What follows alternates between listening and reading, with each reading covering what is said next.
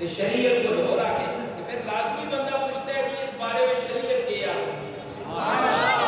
اس زمانے کا ماحول کچھ اور تھا، میرے نبی کے آنے سے قبل ماحول کچھ اور تھا، حضور کے آنے سے قبل معاشرہ کچھ اور تھا، ہندو کچھ اور کہتے ہیں، نصارہ کچھ اور کہتے ہیں، عیسائی کچھ اور کہتے ہیں۔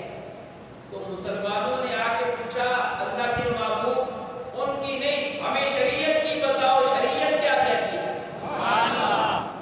یہودی کہا کرتے تھے عورت کے لیے جب یہ ایام آ جائے، اور ہر مہینے میں آتے، عورت کے لیے جب یہ ایام آ جائے، یہود کا مذہب یہ تھا عورت کے ہاتھ کا کھانا نہیں کھانا۔ بات سمجھ آ رہی؟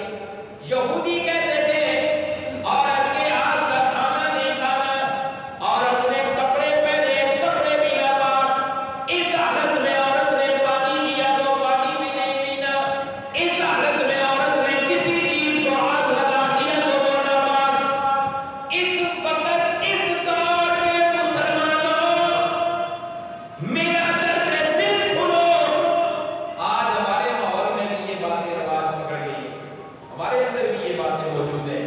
ایسی حالت میں عورت کپڑے پہن لے تو یہ کپڑے ناپاک ہیں جی، کیونکہ یہ اس حالت میں تھے، اگر کسی چیز کو ہاتھ لگا دیا یہ ناپاک ہے جی، اگر کھانا پکا دیا یہ ناپاک ہے۔ یہ ہمارے معاشرے میں یہ چیز موجود ہے۔ واضح کرنا چاہتا ہوں یہ طریقہ یہودیوں کا تو ہو سکتا ہے، شریعت محمدی کا نہیں ہے۔ شریعت محمدی صلی اللہ علیہ وسلم، ابھی آپ کے سامنے قرآن آئے گا، یہود کا مذہب ایسی حالت کے اندر عورت کا ہاتھ کا کھانا نہیں کھانا، پانی نہیں پینا، کسی چیز کو ہاتھ لگا دے تو وہ چیز ناپاک۔ یہ کس کا مذہب تھا؟ یہودیوں کا۔ کس کا؟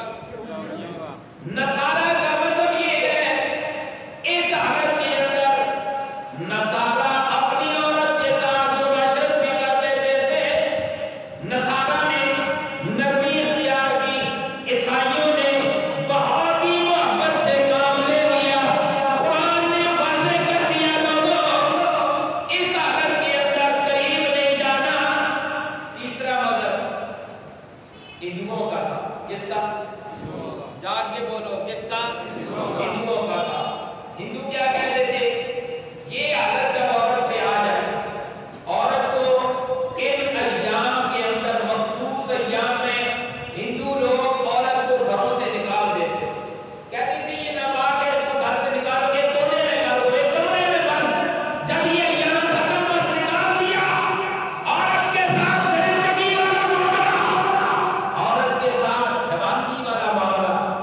اللہ کے نبی پاک کے صحابہ رضوان اللہ تعالیٰ علیہ مجمعین جب یہ ماحول دیکھا کہ یہودی یہ کہتے ہیں، نصارہ یہ کہتے ہیں، ہندو یہ کہتے ہیں، اور ہماری زندگی کا یہ حصہ ہے، شادی جو کی ہے، نکاح جو کیا ہے، عورت کے ساتھ معاملات میں جو آ گئے، تو اب کس سے پوچھیں؟ میرے نبی پاک کے صحابہ حضور کے در پہ آ گئے۔ اگر جا کے سبحان اللہ آپ کو ایک نکتہ دے رہا ہوں، اس سے پتہ چلا حضور کے صحابہ کو کوئی مسئلہ درپیش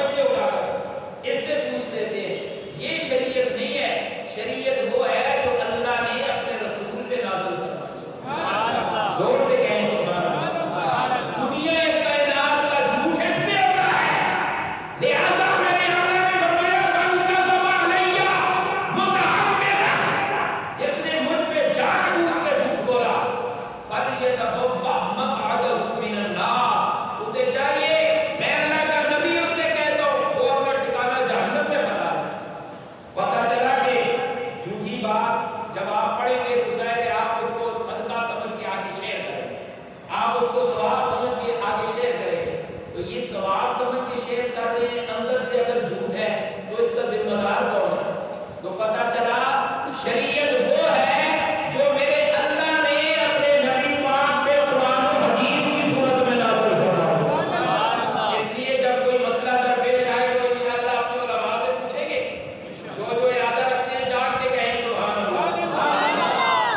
حضور کے صحابہ نے دیکھا یہودی کچھ اور کہتے ہیں، نصارہ کچھ اور کہتے ہیں، ہندو کچھ اور کہتے ہیں. اللہ کے محبوب ہمیں کوئی تسلی بخش جواب ارشاد فرمائیے، یہودی سچ ہے، نصارہ سچ ہے یا ہندو سچ ہے؟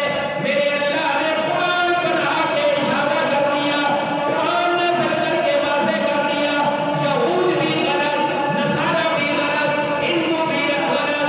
آؤ نا میرے نبی کا قرآن پڑھو، میرے نبی کا فرمان پڑھو، تمہیں عورت کی عزت کا پتہ چل جائے گا. اللہ کے محبوب قرآن کیا کہتا ہے، ہمارے لیے کیا حکم ہے؟ یہودی چلو پہلے یہودیوں کے علماء تھے، وہ اپنے طور پہ مسئلے بیان کرتے ہیں، نصارہ اپنے طور پہ کرتے ہیں، ہندو اپنے طور پہ کرتے ہیں. اللہ نے ہمیں آپ جیسی نعمت عطا فرمائی ہے تو آپ ذرا مسئلے کی وضاحت فرمائیں، حکم کیا ہے؟ تو میرے اللہ کے محبوب نے حکم فرمایا.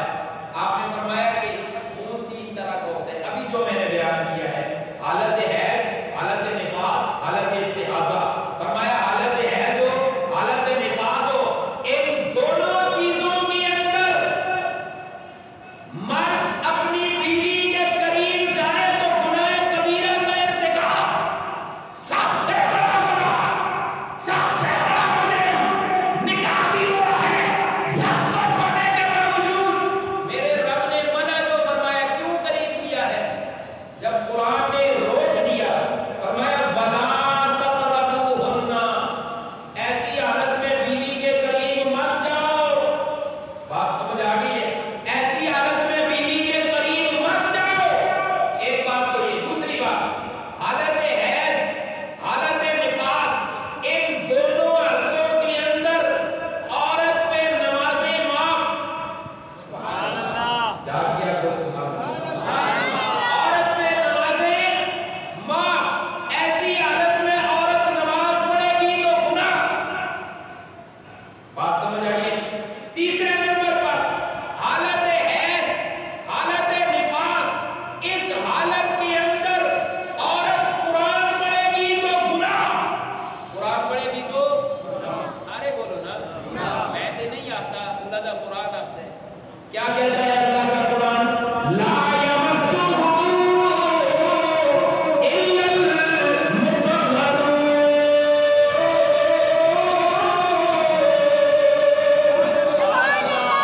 اللہ کے قرآن کو تم پاکی کی حالت میں چھو سکتے ہو، پاکی کی حالت نہ ہو، ناپاکی کی حالت ہو تو قرآن کو پکڑ بھی نہیں سکتے.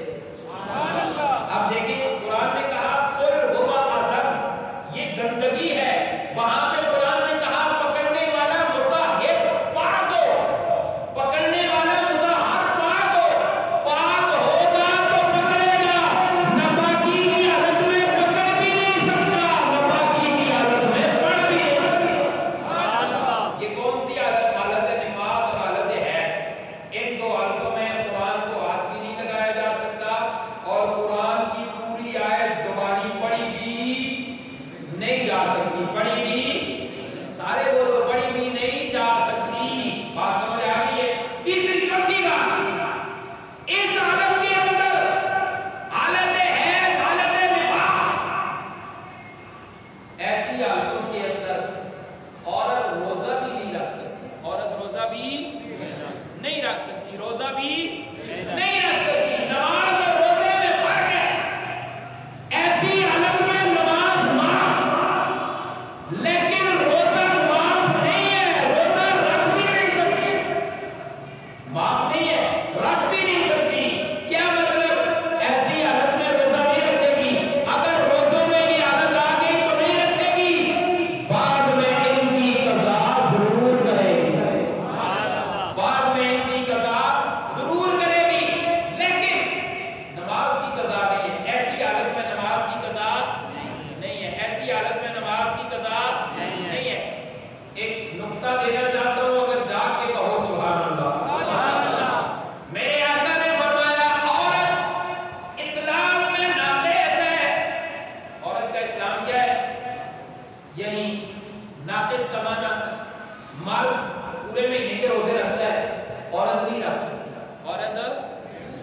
رکھ سکتی. ہر مہینے میں اس نے چند روزے چھوڑنے ہیں یا نمازیں چھوڑنی ہیں. ایک وہ ہے جو 30 دن کے روزے رکھے, ایک وہ ہے جو 20 دن کے روزے رکھے. بتلاؤ 30 والا ہے یا 20 والا ہے؟ 30 روزے رکھنے والے کی فضیلت زیادہ ہے. ایک وہ ہے جو ساری نمازیں پڑھتا ہے, ایک وہ ہے جو 20 دن پڑھتا ہے, 10 دن نہیں پڑھتا. تو اجر کس کا زیادہ ہے جو ساری پڑھتا ہے؟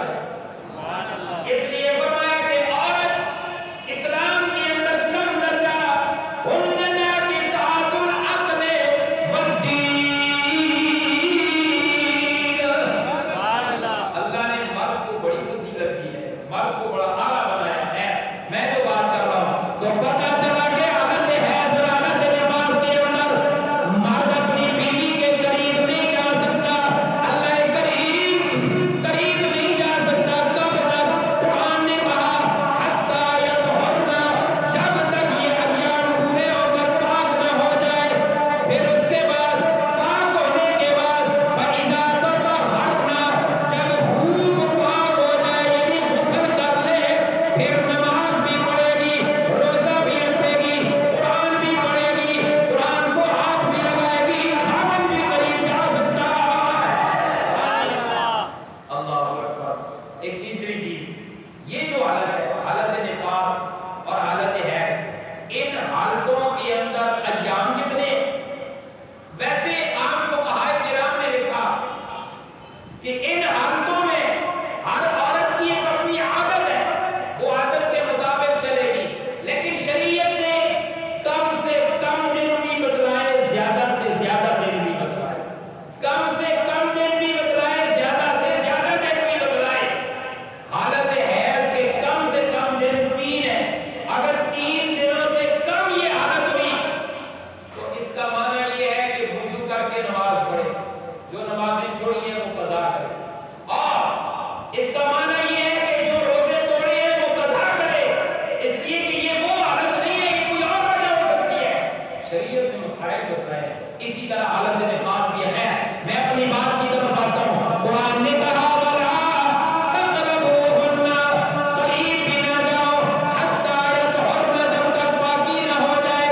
جب پاکی ہو گئی, اللہ کے قرآن نے کہا فَإِذَا تَطَہَّرْنَ, خوب پاکی حاصل کر لی, غسل کر لیا, فَأْتُوهُنَّ, اب نماز بھی پڑھے, اب روزہ بھی رکھے, قرآن بھی پڑھے, قرآن کو ہاتھ بھی لگا سکتی ہے. اب اس کے علاوہ خاوند قریب بھی آ سکتا ہے.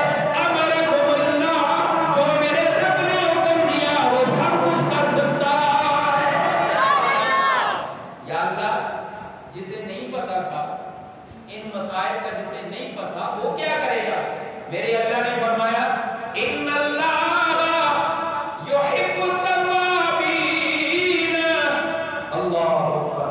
میں اللہ توبہ قبول کرنے والا ہوں, جو ہو گیا سو ہو گیا.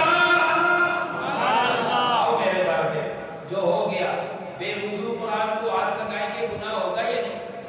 ناپاکی کی حالت میں قرآن کو ہاتھ لگائیں گے گناہ ہوگا یا نہیں؟ ہوگا. پہلے زمانے میں لوگ اس طرح کے موقع ہوتے, اگر قرآن ہاتھ لگا کے انہیں صدقہ دے دے ہوتے ہے جی, یا قرآن کسی کو ڈھہ گئے کہ صدقہ دینا ہے.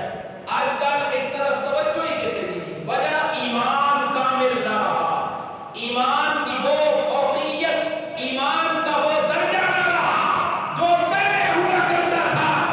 دعا ہے اللہ ہم سب کا ایمان کامل فرمائے. اللہ سے دعا ضرور کریں گے لیکن کوشش بھی کریں گے, کوشش کریں گے انشاءاللہ. جاگ کر کہیں سبحان اللہ, اللہ اکبر.